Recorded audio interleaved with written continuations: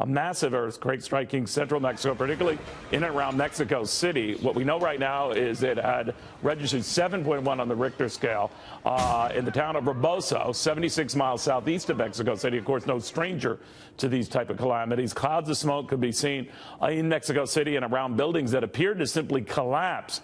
Office buildings shaken and a lot of windows shattered, as were a lot of people in those buildings a little shaken up as well.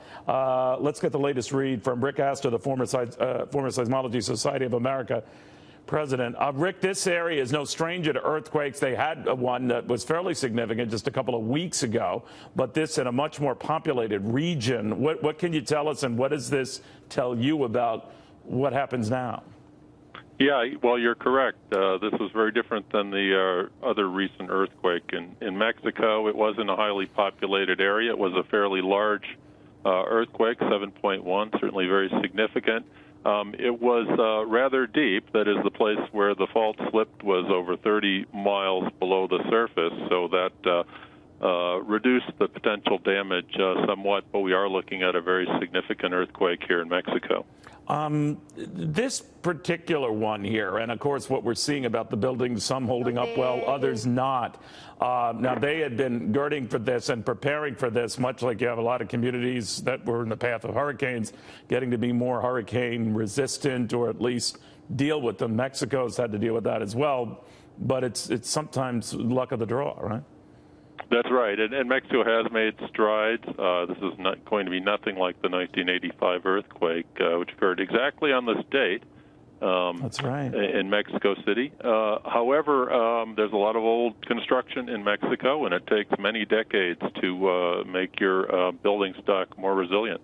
And, you know, it's always just that luck, too, of where you are. It's such a densely populated city and area. When you look at the fallout from something like this, there are always aftershocks, I guess, Rick. I mean, what do you envision here? What do Mexicans have to look out for in the area region?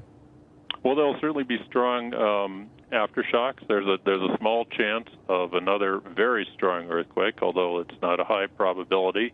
But approximately 10 million people felt strong ground motion in this earthquake, and we are anticipating casualties, and we're already seeing early indications of that. It's a significant event in Mexico. It's certainly not a worst case, but we're girding ourselves for some difficult times for the Mexican people in recovering from this. The earthquake severity and then the number of them over the last year, I mean, you keep track of this, and you did, of course, and your days just monitoring these worldwide. How has earthquake activity been, besides places in Haiti and elsewhere, where, of course, it could be exponentially more dangerous and disastrous, given, you know, the fact they have so few structures able to withstand even minor tremors? Right. Well, the natural frequency of earthquakes is highly random. What is changing in the world, of course, is that we have much larger cities, and we have a lot more people in harm's way. So it's a race against building smarter buildings and public education and the geological inevitability of large earthquakes. All right. And just as you were guesstimating, Rick, we are getting confirmation from Mexico City's mayor that there are people apparently trapped in collapsed buildings in and around the city. For a lot of those folks, and even the rescue effort is complicated by those aftershocks you talked about, right? Indeed. Strong aftershocks are a significant hazard during the early period of recovery from an event like this.